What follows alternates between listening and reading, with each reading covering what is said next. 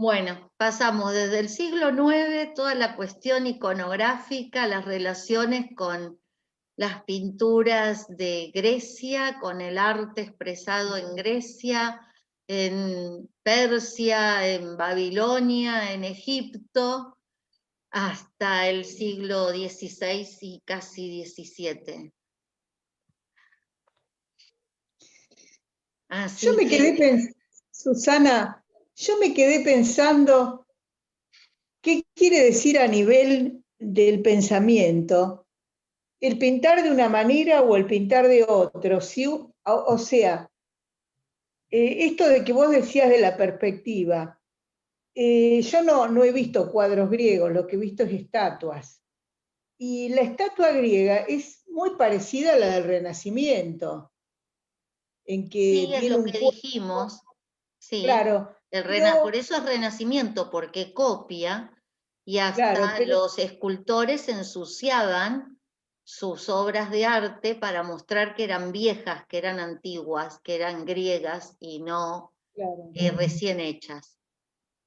No, pero ¿cómo pasa del arte griego con... Yo le veo las tres dimensiones bien claras al arte griego, a la estatua, y a esto que mostrabas vos, por ejemplo, del 1100, 1200, vos decís que tiene una perspectiva, yo se la busco y la encuentro, pero es una perspectiva distinta. Claro, Y sí, lo que yo no sé es si ellos conocían el arte griego o se formaron sí, con otra mirada del arte y sí, rompieron con la perspectiva sí, del arte griego y inventaron otra. sí, sí. Claro, eso me quedé pensando. Una perspectiva es una mirada diferente sobre el mundo, sobre la vida y sobre sí mismo. Claro, Entonces, por eso. los medievales estaban mucho más cerca de los griegos que los modernos y que los renacentistas, y sin embargo Sí, optaron por una expresión del arte, por una expresión de los sentimientos, por una expresión de la interioridad y de la divinidad diferente. Por eso yo sí, decía, porque en el arte griego también hay muchísima expresión de la divinidad. Todo lo que aparece en los vasos, en los platos, en las vasijas, en las sí, esculturas son diosas y dioses mayormente, y hay de todo, ¿no? Y también están los soplitas y están los gimnastas, y hay de todo, y hay de todo, y las bellas mujeres que admiraban a esos bellos hombres, hay de todo, y no es que hay un paso, o sea, lo que pasa es que son miradas diferentes hacia Claro. adentro de uno y desarrollos hacia el diferentes. afuera.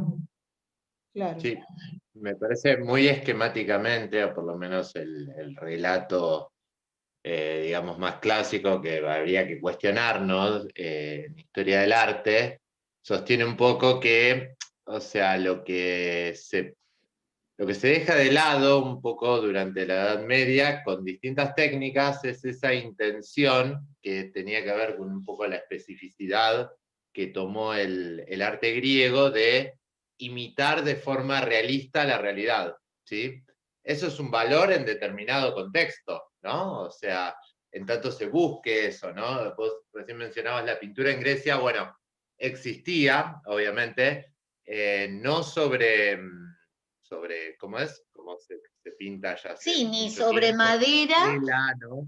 ni sobre ni sobre lienzo. lienzo. Sobre lienzo, bueno, sobre madera sí, hay pintores muy famosos, por ejemplo, está Zeuxis, está Apeles, ¿sí? Zeuxis, Papeles. por ejemplo, se había hecho famoso, hay Claro, escenas hermosas que son, viste que los griegos hacían competiciones para todo, prácticamente para cualquier actividad organizaban un certamen, en un funeral un certamen, en un casamiento un certamen, bueno, había certámenes de pintores y competían, digamos, por ver quién representaba de forma más realista. Y este Zeuxis y otro que no me acuerdo el nombre, entraron en un certamen y uno pintó, digamos, se jactaba de haber pintado unas uvas tan reales que iban los pájaros a comerlas, ¿no? El pájaro pensaba que era real la uva e iba a picotear el cuadro. Y el otro, digamos, como burlándose de todos, presentó en el certamen supuestamente su pintura tapada, ¿no? Dijo, bueno, levanten el velo para ver lo que pinté. Cuando van a levantarlo, la pintura era el velo, o sea, un pedazo de tela. Entonces decía, bueno, este Zeuxis puede engañar a los pájaros, yo puedo engañar a las personas, ¿no? Con lo realista de mi pintura.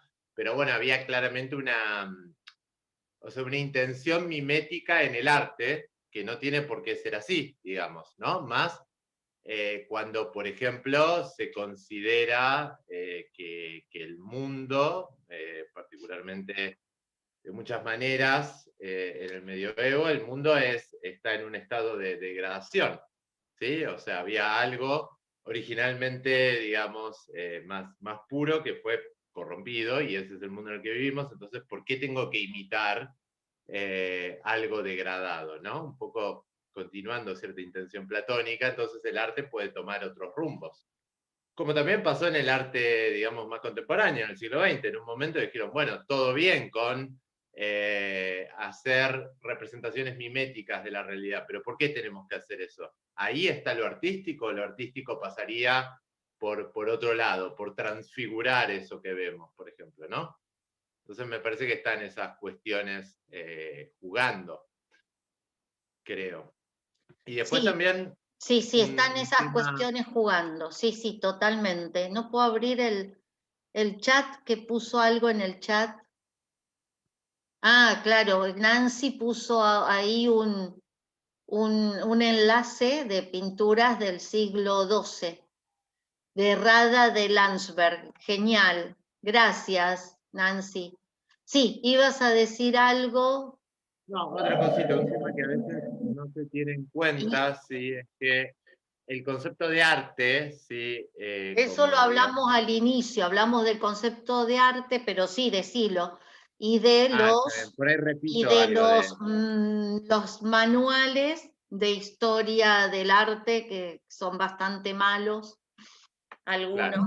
y otros no. No, un pequeño detalle, digamos, Sí, que y acá siempre a mí yo me voy da a, vuelta. después corto porque tengo que corregir parciales. Terminemos esta conversación. Sí.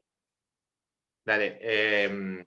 O sea, nosotros estamos acostumbrados a pensar, ¿no? Arte babilónico, arte egipcio. Bueno, arte, digamos, ¿cómo lo entendemos nosotros? Es decir, como una esfera autónoma que tiene determinados criterios que son estéticos, ¿sí? Es un concepto eminentemente moderno y tiene que ver con lo que se ha llamado, digamos, que también hay que discutirlo a fondo, la secularización, ¿sí? En la modernidad. ¿Con esto qué quiero decir? Que en el antiguo Egipto, ¿sí? Cuando uno veía una estatua, ¿sí? Por ejemplo, de Osiris, no era una representación artística Una del dios. expresión, hoy hicimos la salvedad. No hablamos de representar porque no representa nada, sino que intenta expresar la Claro, divinidad. pero muchas veces incluso era considerado, o sea, no había una diferencia clara entre el dios, su figura en una estatua, Exacto. por ejemplo, Ahí y sí. aquello que, el elemento, por ejemplo, al cual el dios se asocia, ¿no? Pongamos a ver algún ejemplo. Ponto, ¿no? El dios griego del mar, ¿sí? O sea, una estatua de Ponto es Ponto mismo, ¿sí? Es la divinidad y también es el mar. Entonces está todo, digamos, ahí lo que a veces algunos helenistas, para mí bastante acertadamente, llaman que hay una lógica de la ambigüedad, ¿sí? Los tres elementos, el mar, la estatua y el dios, no tienen un lugar claramente diferenciado, sino que son parte de la misma cosa. Por ejemplo, en Egipto, muchas estatuas de los dioses no estaban a la vista de todos, ¿sí? Se consideraba que si uno veía una estatua de Osiris, quedabas embrujado y nada, se Con la pudría todo. Solo medusa. lo podía ver el sacerdote en el templo, ¿sí? Entonces, ese valor mágico y litúrgico que tenía la imagen, ¿sí? Hace que a veces sea medio complicado aplicarle nuestro concepto de arte y nuestras categorías estéticas, ¿no? Entonces, hablamos de arte pero de forma retrospectiva. Cómo lo vivenciaba un egipcio, por ejemplo, a la estatua, y bueno, no era una experiencia artística o estética, sino que era más bien otra cosa, ¿no? Una manifestación más por ahí Sí, sí, litúrgica. también la diferencia en Grecia con la escultura y el acto poético. Claro. Bueno, en Grecia comienza a haber, me parece ya, o sea, la esfera estética y artística empieza a tener una autonomía, ¿no? O por lo menos así se narra en los manuales, después habría que, que verlo, ¿no? Pero, por ejemplo, cuando estamos en presencia de una estatua egipcia o de otras culturas de ese estilo, y es medio extraño llamarlo arte, ¿no? Y habla de que quizás estamos proyectando en nuestras categorías. Yo siempre me pregunto, bueno, ¿cómo lo vivenciaba, ¿no? Tal persona en ese momento. Sí, es toda una cuestión, pero si arte lo traducimos como producción, como el hacer, entonces ahí ellos están haciendo al Dios, están haciendo el relato cotidiano, porque en muchas paredes egipcias aparecen relatos de la vida cotidiana o de la supuesta, para nosotros, para ellos real, como decías vos, vida de los dioses. Claro. Y la están haciendo, ¿no? Porque la están mostrando, por eso es, a mí me parece que hay una frase de Humberto Eco que es muy acertada, que es la piedra historiada, ¿no? O sea, cómo en esa pared, en esa piedra, se muestra la historia en tanto relato, no historia en sentido historiográfico, ¿no? Sino la historia en tanto relato de tal persona, tal faraón, tal dios, tal diosa, etc. Sí, sí, Nancy, ya cortamos acá. ¡Mua! Un beso. Sí, sí, sí, sí, tal cual. Entonces, por eso digo que es muy difícil analizar es muy difícil analizar este tipo de expresiones. Por eso te decía antes, en algunos casos sí son manifestaciones, como lo que vos decías de esa escultura egipcia, es una manifestación, pero también es una expresión, porque es esto que vos decías, lo que esa manifestación está expresando, no expresa lo mismo, seguro, para esas personas que para nosotros hoy. Claro. La expresión cambia totalmente, por eso la llamamos, o sea, eso en sí, en ese momento, en esa cultura, es la manifestación de ese Dios.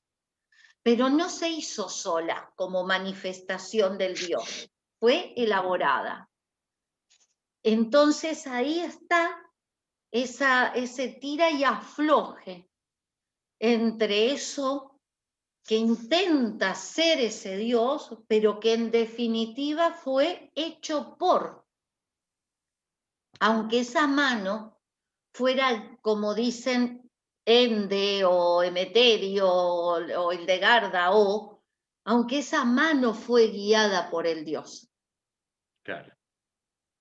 Pero es la mano de Perdón, esa persona Susana, con la guía de ese Dios. yo me quedé pensando que ellos tenían, en la antigüedad, los griegos, por ejemplo, una relación con el arte, con lo que nosotros vemos al arte como más separado de nuestra vida, como que está en el museo, que es una expresión artística, pero ellos pintaban frescos, hacían esos mosaicos divinos como ahí en Sicilia, que vi un baño romano que tiene las escenas griegas de la Ilíada y la Odisea que son maravillosas y sin embargo lo estaban usando para tomar baños termales, o sea, había una cotidianeidad con el arte, lo mismo un griego que usaba una vasija, y nosotros lo tenemos más como algo separado de nuestra vida, o capaz que el que es muy rico tiene alcance no sé, a comer arriba de un plato que sea artístico, pero nosotros lo tenemos como en otro más, los más ricos. No, esto que vos decís es muy cierto, porque hemos hecho, hemos hecho también corregime Ernesto, porque estoy muy cansada, en cierto modo es como un fetiche, se ha fetichizado esos espacios, ¿no? Por ahí me estoy equivocando con el término, pero es esto que vos decís, no podés ni tocar ciertas cosas, te las prohíben, ¿no? Es la obra de arte, no la podés tocar. Entonces, en cambio, es esto que vos decís, sí, porque esto que yo les mostraba recién, o sea, esto se usaba, o sea, eran más grandes, obviamente, pero acá se Para ponía, tomar no vino, sé, el claro. agua, el vino, se hacían las libaciones, tanto vino, tanto de agua para que estuviera en su modus perfectus, y nosotros eso no se toca. Inclusive, como vos decís, tenemos cosas en nuestras casas que no las usamos, eso no se toca. Es herencia familiar o es la obra de arte, ¿no? Esto ya no se consigue. Entonces hay que cuidarlo porque eso no se consigue, porque era de tu abuela, qué sé yo tengo cosas acá, ¿no? De mi madre, de mi tía, de la tía de mi madre, de la madre de mi madre. Entonces eso no, si se llega a romper es que perdés parte de tu historia. Pero todo eso era para adornar los espacios, por eso saltando, ¿no? Ahora yendo a otro tema, por eso a mí en lo personal me gusta mucho el arte modernista, me gusta muchísimo Gaudí, porque las casas que hace Gaudí, los muebles, no solo Gaudí, ¿no? Amélier y los modernistas, tienen movimiento, tienen esa vida, tienen ese arte. Nosotros vivimos en cajas que no tienen nada, porque hacerlo además es carísimo para nosotros hoy. Pero esta gente vivía en medio de eso, porque lo hacían así. Lo hacían así, esas tallas en los mármoles, en las piedras, que fueron desapareciendo. Vos estás en Córdoba, España, y vas caminando y ves en las esquinas esas columnas todas talladas y formaban parte de una casa. Yo he tenido la suerte de estar en Florencia e ir a un hotel que era del siglo XIV y se había transformado en un hotel, pero tenía esas partes que eran de aquellos siglos y que todavía las podías tocar. Entonces, ¿cómo estaba esa piedra trabajada, historiada? Lo que ha hecho Gaudí, por ejemplo, en el Parque Güell, ¿no? O sea, esas columnas que son personas, o sea, una mujer con un ánfora, un hombre con esto, lo otro, aquello. El agua, el remolino de agua cuando se va. Son cosas que tienen vida y también lo podríamos interpretar, y a lo mejor acá me estoy yendo al demonio, no me hagan ni pizca de caso, pero es como ese renacimiento, ¿no? Ese volver a expresar ese arte en lo cotidiano. Claro, él lo vuelve. Él lo vuelve el arte a lo cotidiano, nosotros no tenemos nada, todo liso, todo cuadrado, rectangular, no importa. Pero son casas sin movimiento, sin vida. Claro, me parece que hay como varios temas entrelazados. Sí, ¿No? por eso dije, no me hagan ni pizca de caso, porque dije 10 millones de cosas que... No, yo quería rescatar, digamos, esta idea, digamos, que es bastante común, que tiene que ver con, nuevamente, la cuestión de la autonomía del arte y el surgimiento, digamos, del arte como una esfera separada del resto de la realidad social, ¿sí? Que coincide un poco con el desarrollo, ¿sí? de la historia de los museos en Europa. Claro, claro. ¿No? Cómo el arte empieza, digamos, o sea, y cómo se corta, digamos, al interior de la producción artística, una especie de bajo arte, la artesanía, sí que sigue, digamos, en la cotidianidad de la vida, pero lo que es verdaderamente arte eso ya no forma parte de la realidad práctica y vital de las sociedades. No, tiene que tener su lugar independiente, la galería, el museo, y un circuito donde uno va meramente a contemplar, ¿no? Cuando vemos esto, por ejemplo, en la iglesia, ¿sí? las tallas o lo que fuese, que las manifestaciones artísticas que había estaban integradas en prácticas vitales colectivas, ¿no? Sí, Y es parte de la historia de Europa, digamos, ¿no? Esta sí, separación cada vez más tajante de un dominio autónomo del arte puro, ¿sí? Ahora bien, bueno, hoy también estamos un poco rodeados de arte, ¿no? Porque hay que ver si suscribimos que, no sé, un cuadro, si es arte, pero, digamos, no sé, el borlado que pueda tener un mate o un tapiz que puedo tener en mi casa no lo es, ¿sí? También hay que ver eso, o sea, ¿es válida esa diferencia entre alta cultura que está en el museo y baja cultura que forma parte de la vida práctica de los pueblos y que sigue estando presente en sí. prácticamente todos lados, No, ¿no? coincido con eso. Yo hablaba de las paredes lisas. Claro, sí, Por sí, eso sí. dije, porque uno tiene en su casa cosas que no las tocas o que les das un lugar especial, qué sé yo te puedo mostrar la alfombra, como les mostraba la otra vez, la alfombra que usan los marroquíes para orar, los musulmanes, y para mí es arte, yo la guardo, la tenía colgada acá, después la saqué y puse esto, pero la tenía como un tapiz, eso es otra, la otra parte a la que me refería. Pero por otro lado, lo que decía Marisa, que el baño era ese baño que tenía un montón de pinturas y de esculturas, De mosaico, sí. todavía siguen estando los baños árabes y tenés las pinturas, que era lo que, para qué servía cada una, y entonces ahí te iba también ilustrando. Y eso hoy no lo vemos. Bueno, o por ahí sí, ¿no? En algunos, acá hay varias paredes que están pintadas por gente, por los chicos estos que hacen, ¿cómo se llama? Que pintan las paredes. Los Murales. frescos.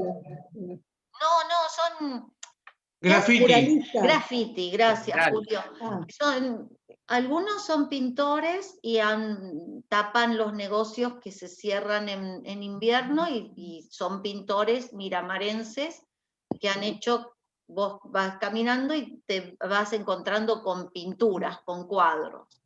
Y otros son de estos chicos que hacen grafitis que piden permiso al dueño de la casa y hacen un graffiti muy bonitos, muy bonitos, en esas paredes. Entonces también eso puede ser una forma de arte, eso sí también, sí, Ernesto. Me parece que era Pierre Bourdieu que decía en el sentido del gusto que los ricos tienen arte y los pobres artesanías. Claro. Me parece que era un poco el sentido, ¿no? Como aquella cosa que se distingue. Entonces, por ahí se hace una diferenciación de lo que por ahí se hace, está en un museo, ¿no? A el arte gráfico de una revista. Sí. Pero habría que ver en ese sentido qué pensarán dentro de 400 años de nuestra forma de vida las personas, o 1000 años después de la forma en que vivimos, ¿no?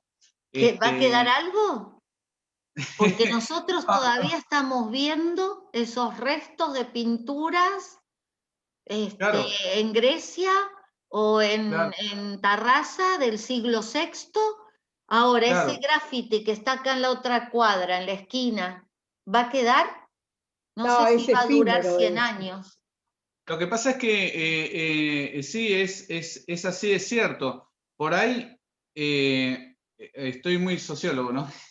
Por ahí Zygmunt Bauman, por ahí como diría, con esta modernidad líquida, donde los sólidos se va, entonces cada vez todo cada vez es más efímero en ese sentido. Entonces, hoy es circunstancial. es como que cuánta arte va pasando día tras día en un canal de televisión, en un celular, ¿no? Y son imágenes y momentos, y pasa, y otra sustituye, y como que nada permanece, no hay ese tipo de cosas como bien decís, como las columnas, las estatuas, aquellas cosas talladas en piedra. Todo eso es como que se perdió. Hoy es tan efímero que, es más, la tendencia y la moda es tan cambiante que a veces ni siquiera termina de pasar la temporada que ya cambió. Lamentablemente es muy efímero, ¿no? Fijémonos, por ejemplo, la remera que tiene puesta Ernesto. Ahí hay un diseño artístico, por decirlo de alguna forma, ¿no? Con figuras, letreros, cosas así. Esa estrella media roja que tiene. ¿Sí? El asunto es que mañana capaz que ni la marca está. Entonces, es todo tan circunstancial, agobiantemente circunstancial, que no se generan perpetuidades, ¿no? Que por ahí es lo que uno por ahí ve, un cuadro, como veíamos hoy, o ese tipo de cosas. Por ejemplo, yo escuchaba el otro día lo de Hildegarda, la música, que es media, no sé si será, pero está como catalogada media como canto gregoriano, no sé, no Sí, sé en si encaja. realidad no llega, o sea, hay niveles de música diferentes, pero bueno, sí, Sí, claro, pero la encajan ahí, la no sé si encajan encaja. ahí, sí. Sí, pero escuchaba que lo lindo.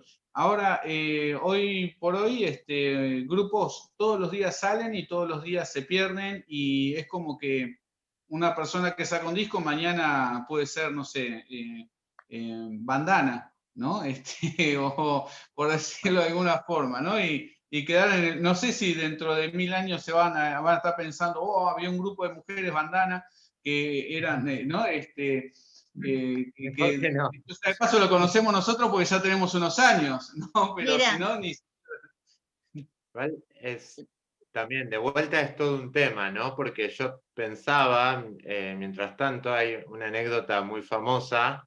Bueno, se siguen encontrando cada tanto obras de Johann Sebastian Bach, porque él era un compositor, bueno, obviamente muy prolífico, pero tampoco pensaba cuando escribía algo que eso tenía que durar y llegar hasta el siglo XX y que iba a haber tal trasnochados cual. en el siglo XX que iban a estar escuchándolo. No, él componía para la misa del domingo y después lo tiraba. Se sabe que incluso el carnicero de Leipzig envolvía la carne en partituras de Bach, ¿no? Entonces, es complicado. Bueno, también pensaba en los mandalas, ¿no? Los famosos mandalas Que se hacían de con arenas la y los maíza, pintaban y esas composiciones súper complejas y tremendamente trabajosas, enroscadas, que la hacen con arena para hacerla y después que de un plumazo se vuele, ¿no? Entonces, sí, es muy interesante, me parece, la cuestión, pero es como un contrapunto constante, me parece, ¿no? Que desde el lado de la fugacidad, claro, se ve, digamos, como es agobiante, ¿no? Estar siempre en el instante que se está perdiendo a medida que se está haciendo. Pero del lado de la permanencia, bueno, también hay algo de agobio, de lo igual a sí mismo. Bueno, hoy mencionaba a los egipcios hicieron sus figuras durante, creo que más de 1000 años, si uno ve un bajo relieve egipcio de determinada época y lo ve 1000 años después, es prácticamente exactamente, es la misma figura, así con muy pocos cambios estilísticos, entonces también puede haber algo de agobio en lo que permanece, ¿no? Me parece que es como una especie de tensión dialéctica, no sabría bien cómo pensarlo, pero no se sé puede ver si, desde los cambios. no sé, porque, bueno, habría que pensarlo, si es tensión dialéctica o qué. Pero yo estaba pensando en dos cosas, ¿no? Por un lado, por ejemplo, estar en Ampurias y ver la estatua de Asclepio, ¿no? Y que se conserva la estatua de Asclepio. y lo que era Grecia, que llega hasta Cataluña, hoy es Cataluña eso, o Palamos, que está ahí también, y ver esas esculturas y te da cosa, ¿no? O sea, decir, ¡ah! Y lo mismo cuando estuve en México, ¿no? Ver los templos a los dioses con todas esas figuras labradas en la piedra, es lo mismo. O sea, no es lo mismo, es otra cosa, pero te genera esa tensión estética. Y también pensaba en relación con lo que Julio decía de tu camiseta, si se encontrara dentro de vaya a saber cuándo, y pensaba en el final de la película, no la serie, sino la película El planeta de los simios. Ah, sí. Cuando aparece la corona de la Estatua de la Libertad. Y que no saben qué es eso. Y del mismo modo nosotros no sabemos qué son un montón de cosas que aparecen hoy. Estamos frente a un montón de cuestiones que no sabemos lo que son.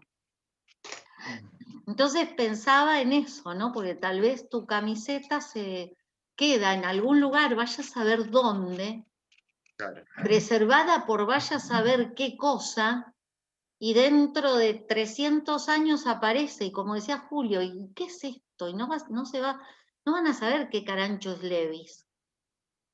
Por ahí no va a tener Susana, ninguna significación. quería decir algo. Un ejercicio que hizo Belén para una materia de la facultad fue ir a la Recoleta, al cementerio, Sí, a analizar las bóvedas y los símbolos de las bóvedas, mirado como si fuera una persona, un arqueólogo de dentro de 500 años que va a analizar una cultura antigua sin tener referentes y cómo lo interpreta. Y no, yo me quedé pensando también en los cementerios, porque ahora ya no se entierra más a la gente, se la crema. Y todo el arte, todos los ángeles, todos los símbolos que hay en los cementerios, eso se va a perder. no necesariamente. Es lo que decía Ernesto antes, porque se va a conservar como museo. Por ejemplo, en Praga, el museo Claro, lo judío, que queda. el cementerio judío de Praga, que es un cementerio, hay gente enterrada ahí, y sin embargo es museo. Ir a Sí, visitarlo es impresionante. O en Évora, la capilla de los huesos, que está hecho con huesos de personas que no tenían dónde ponerlo. O sea, había estallado el cementerio y empezaron a construir con los huesos humanos, pero no es algo iconográfico, no es un hueso puesto para adornar, no, es un hueso que hace una pared. Susana, Son en el Valle paredes de los de Caídos huesos. también, en ¿Eh? el Valle de los Caídos se levantó las iglesias o no sé qué. Yo estaba por ir y justo vino la pandemia. Alguien me dijo que había huesos de los muertos sobre la misma edificación en el Valle de los Caídos. No, yo no estuve en el Valle de los Caídos, pero sí estuve en Évora y ya te digo, vos entrás Sí, ahí a mí me tocaba ir y a Évora son, justo en o ese sea, es viaje. todo las calaveras y los huesos, Sí, todos los huesos del cuerpo humano están haciendo paredes. sí, sí, sí, sí. Están Vi las haciendo una fotos. construcción. ¿Será un poco la tensión Heráclito-Parménides de permanencia y cambio? ¿No? Esta cosa de Y sí, discusión, ¿no? Sí, siguiendo, ¿no? ¿Y qué convendrá? ¿Qué será lo mejor? ¿Permanecer, cambiar? Bueno, se vive. a mí me parece Pero, que algunas cosas permanecen y otras yo apuesto por el cambio. claro. Pero también apuesto por la permanencia de algunas cosas. Sí. El Me tema es parece cuando que cambian las algunas que deben cosas permanecer. tienen o merecen que permanezcan, qué sé yo. Claro, El por tema es ahí. cuando permanecen las que deben cambiar y cambian las que deben permanecer. Lo que pasa es que eso, ¿quién lo Es lo que determina? suele pasar. Permanece Eso lo no que se puede. permanece y cambia lo que cambia. Eso Eso no se puede, claro. no lo determinamos nosotros. Pero bueno, en fin. Bueno, gente, aquí no, yo los despido. Si quieren seguir Bueno, que sigas charlando, muy bien, Susana. Muy porque lindo. todavía me quedan bastantes horas de trabajo. Gracias. Un beso Hasta la gigante. semana que Nos viene. vemos. Hasta Dale, la y próxima. vayan sigan buscando bien. todo esto. Nos vemos mañana, Ernesto. Dale, nos vemos. Un Suerte. abrazo. Chao. Chau, chau. Chau, chau.